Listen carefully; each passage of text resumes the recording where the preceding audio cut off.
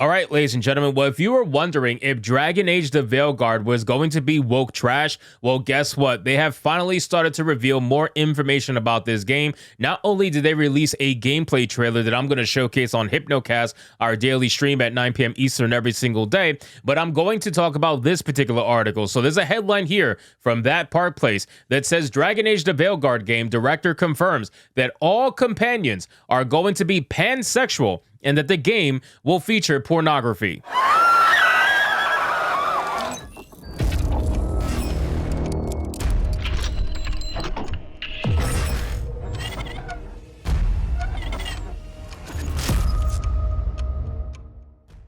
Yes, ladies and gentlemen, as expected, and as I said many times in videos and live streams, that this game looks like it was trying to be Baldur's Gate 3 so hard, but the only difference is that it's going to be missing what made Baldur's Gate 3 loved by so many people. Even people who are against the woke nonsense still ended up loving Baldur's Gate 3, and that's because it was made from a place of passion. It was made from people who genuinely actually wanted to provide a superior product to their players, and it just so happened to be that they're also woke as fuck. So they ended up giving you a game that people just couldn't argue against, right? It had all this woke shit, but it still was a badass game with a lot of fun and a hell of a lot of replayability that you can enjoy. So with that being said, Dragon Age the Veilguard and modern day BioWare especially is incapable of being able to produce that because they are ran by hardcore activists. It's one thing to be woke as shit. It's another thing to be a hardcore activist leftist. So let's get into this article, guys, from That Park Place. But of course, before we do, if you are new here, just consider hitting that subscribe button. I would greatly appreciate it, and like the video to push us out into that YouTube algorithm. It says Dragon Age the Veilguard, game director, a man who claims to be a woman and calls himself Corin Bush, has confirmed that all companions in the game are pansexual. Whatever happened to diversity? Why are we all pansexual? Why does it even matter? You see what I'm saying? Like, I don't get it. I don't get it. Why are you constantly advertising your game with sexuality in the forefront? Baldur's Gate 3 did not do this. Baldur's Gate 3 showcased the game, and then after showcasing the game, they said that there are options for romance, and they made a little joke about the bear and all that stuff, but they were really showcasing the combat, the D&D style, everything like that. That's what they focused on. That's why people loved that game so much. And yeah, the wokeness is absolutely there. There is no doubt about it. But Baldur's Gate 3 was still a very good game, and you can't argue against that. Even if you are not necessarily into that kind of game, you can still appreciate the amount of work, passion, and overall replayability that the game offered, and the lack of microtransactions and all that in the game as well. I mean, it is literally a complete product, which is actually what gamers have been asking for. It says IGN's Alex Steadman detailed Bush insists that they're all specifically pansexual, and that might come through in what you learn about their backstories. Bush explained their past experiences or partners, they'll reference them, and indeed who they'll become romantic with. He continued, for instance, we saw Harding. I might be playing a straight male character flirting with her, but I choose not to pursue a romance. She might get together with Tash, so my perception, my identity has no bearing on their identities, and that comes through really strongly. He went on to detail, it's not until the later parts of the game where you really to commit to romance, and it gets pretty spicy. Again, what? Just tell me about the fucking game, man.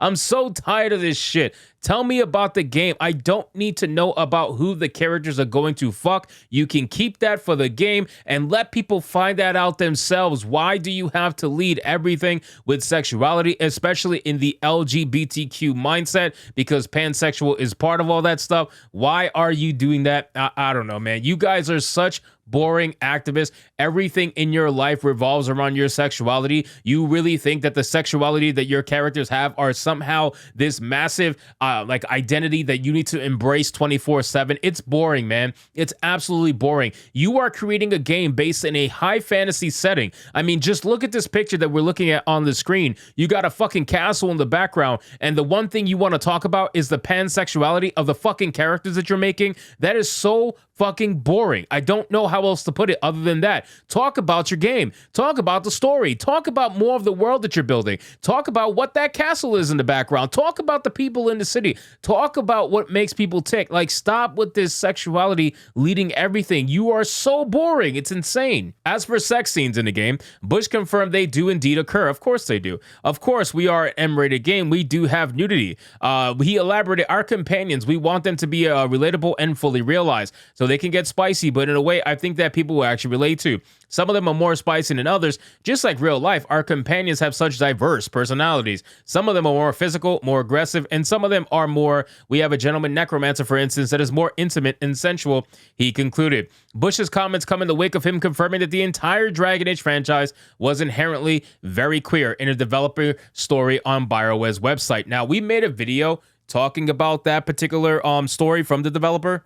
And honestly, it's all just kind of just lazy garbage. I don't know what else to say other than that. We already know, for people who have played Dragon Age in the past, we already know that gay relationships have been possible for a while. Just like straight relationships have been possible for a while. You're not changing the mold. You know, as much as they try to talk from a place of like, wow, they're changing things from being super straight to now being LGBTQ inclusive. No, it's always been that way. Like, I don't know if you're a tourist. Maybe you got hired in BioWare after the fact. Maybe you weren't here for the initial first couple of Dragon Age games, but it's always been like this. So for now, you coming out and trying to make it the forefront of everything just goes to show that you are absolutely taking your activism seriously versus the story. Like, you are choosing to focus on that instead of focusing on the actual story at play. You are creating a world. Again, look at this picture. You are creating a world, a high fantasy world, and instead of talking about all these awesome locations and these great landmarks and stories that you can experience while you're playing a Dragon Age game,